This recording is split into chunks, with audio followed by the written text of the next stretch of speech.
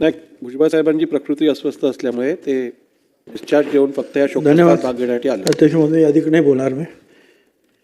खरं म्हणजे मी 1985 पासून या विधानमंडळात आहे आणि अनेक आमच्या मित्रांना, नेत्यांना शोकप्रस्तावाद्वारे श्रद्धांजली अर्पण करण्याचा प्रसंग जो आहे माझ्यावर आलेला आहे. मी पाहिलेला आहे, बोललेलो आहे. मगाशी सुद्धा अनेक आपण नावं घेतली, विलासरावांपासून तर R.R. पाटील, मुंडे साहेब वगैरे सगळ्यांचे. परंतु अजितदादांच्या संदर्भातला शोकप्रस्ताव त्याला पाठिंबा द्यायची वेळ येईल असं स्वप्नातसुद्धा वाटलं नाही. अजूनही वाटतं की दादा इथेच, दादांचा कुठेतरी वावर आहे, कुठेतरी ऑफिसमध्ये बसले असेल, चर्चा सुरू असेल, कुठेतरी काम करत असते. परंतु दुर्दैवानं जे आहे, खरं म्हणजे दुर्दैव हा शब्द जो आहे हा अजितदादांना अशा अर्थाने लागू होतो की लहानपणी त्यांचे वडिलांचं सुद्धा छत्र त्यांचं हरपलं. लहानपणापासूनच दादा अडचणीला तोंड देत मोठे झाले. हे तर खरं आहे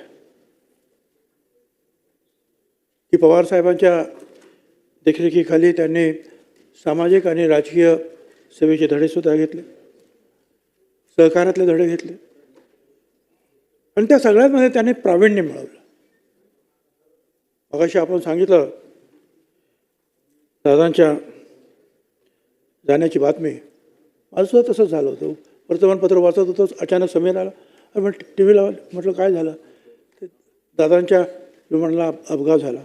म्हटलं मग दादा कुठे आहेत? त्यामुळे इस्पितळात नेलं त्यांना. बरोबर, ठीक आहे, गाडी काढा, चला निघूया आपण. आणि तो परत 2 मिनिटांनी आला आणि सांगितलं की दादा नाहीत. अजूनही विश्वास बसत नाही. खरं तर दादा आमच्यात नाही हा अजूनही विश्वास बसत नाही. एवढा मोठा धक्का क्वचितच बसला असेल. जन्माला आलेला प्रत्येक मनुष्य जाणार आहे, पण आपल्या काही कल्पना आहेत त्या संदर्भामध्ये. त्या वयाच्या असतील, त्या आजारपणाच्या असतील, त्या इतर काही गोष्टी अगोदरच आपल्याला माहिती असतं की ह्या अडचणीत आहे. 27 तारखेला मुख्यमंत्र्यांनी सांगितल्याप्रमाणे कॅबिनेटमध्ये, त्याच्या अगोदर प्री कॅबिनेटमध्ये, त्याच्यानंतरसुद्धा CM साहेबांच्या ऑफिसमध्ये चर्चेला दादा, आणि अवघ्या 12-15 तासामध्ये हे ऐकायला मिळतं. पोचल्यानंतर मी जेव्हा पाहिलं, ते ॲक्सिडेंट स्पॉटवर गेलो होतो, पाहिलं तसं झालं. आणि दादांचे ते फोटो तर अजूनही डोळ्यासमोर जातच नाहीत. छिन्न विछिन्न झालेला दादा.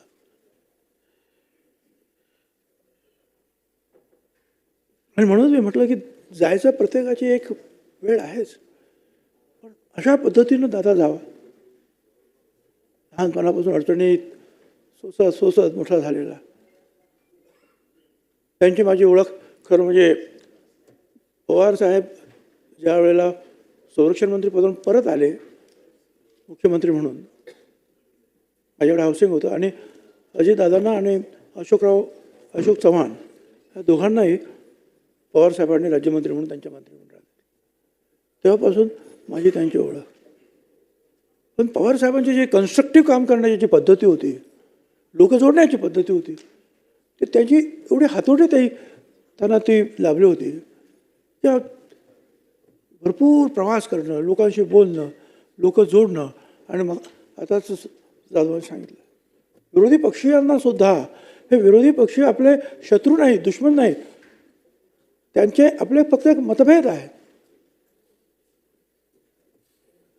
आणि ते मतभेद असू शकतात, ते एका घरात असू शकतात, एका पक्षात असू शकतात, तर राजकारणात का असू शकत नाही, पण ते आपले शत्रू नाहीत, अशी भावना ठेवूनच दादा नेहमी वागले. आणि सगळ्यांनाच त्यांनी मदत केली, सगळ्यांना मदत केली. आमच्यावर तर आम्ही तर स्वप्नच पाहत होतो की दादा एक ना एक दिवस तरी महाराष्ट्राचे मुख्यमंत्री होते. राजकारणामध्ये काही घडू शकतं.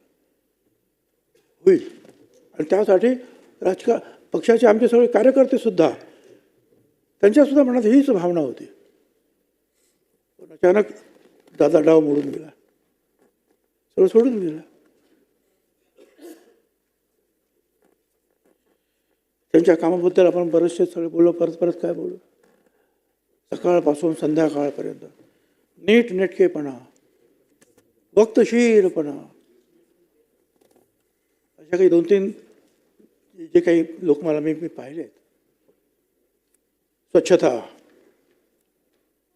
बाळासाहेब ठाकरे, पुस्तक असं म्हणजे असंच पाहिजे. पवार साहेब वेळेवर जायला पाहिजे म्हणजे गेलंच पाहिजे. अशा सगळ्या गुणांचं जे आहे एकत्रीकरण जे आहे हे दादामध्ये सापडलं. घरामध्ये सुद्धा एखादं चिटोरं पडलं, जवळ कोण नसेल तर स्वतःच उचलून जे आहे ते टाकणार.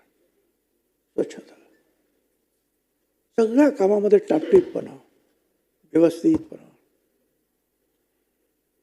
तुम्ही सांगता त्याप्रमाणे कदाचित राजकारणामध्ये बोलत असताना बोलण्याच्या ओघामध्ये काही शब्द जातात, पण दादा त्यांचा मनाचा मोठेपणा असा होता की ते त्याबद्दल क्षमासुद्धा मागायचे, चूक कबूल करायचे की नाही माझं चुकलं आहे, याच्यावर रेटून देत नव्हते ते.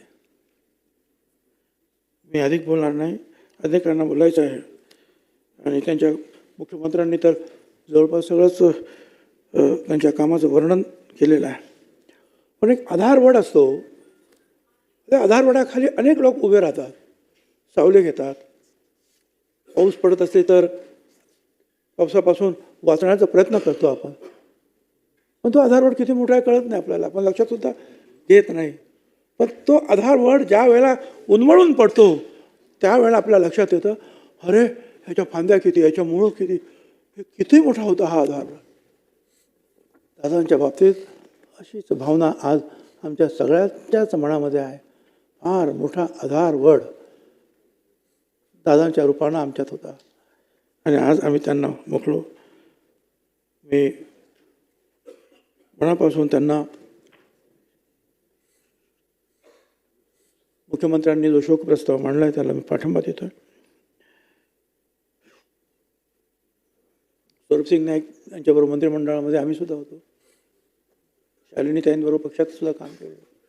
राजपुरोहित तर महानगरपालिकेमध्ये सुद्धा माझ्याबरोबर होते. इथे सुद्धा असे काम होते. ही सगळी मंडळी गेली, आपापल्या आठवणी ठेवून गेली. प्रत्येकाची काही ना काहीतरी आठवण असते. ह्या सगळ्यांनाच मी श्रद्धांजली अर्पण. धन्यवाद.